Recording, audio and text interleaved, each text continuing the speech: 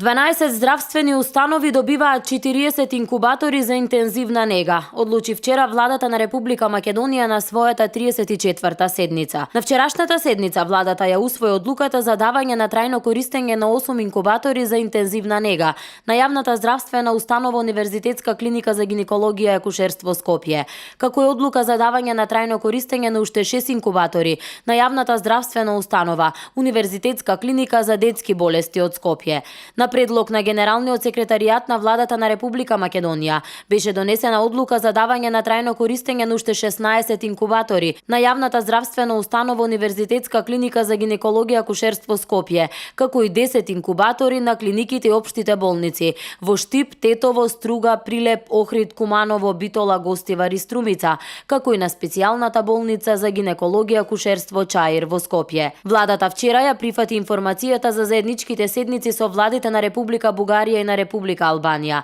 Заедничката седница со владата на Република Бугарија ќе се одржи на 23 ноември, а со владата на Република Албанија на 2 декември. На вчерашната седница владата го прифати и предлогот на Министерството за транспорт и врски за пренамена на средства од проектот за национални патишта во висина од 86 милиони евра за реконструкција на 26 регионални патни правци во вкупна должина од 422 километри. На 34-та седница на владата беше усвоен и предлогот на Министерството за надворешни работи за затворање на почесниот конзулат на Република Македонија во Кралството Шпанија, како и предлогот за отповикување на почесниот конзул на Република Македонија во Кралството Шпанија со седиште во Барселона, со образложение дека против него е поведена кривична постапка, што представува пречка за понатамошно извршување на функцијата.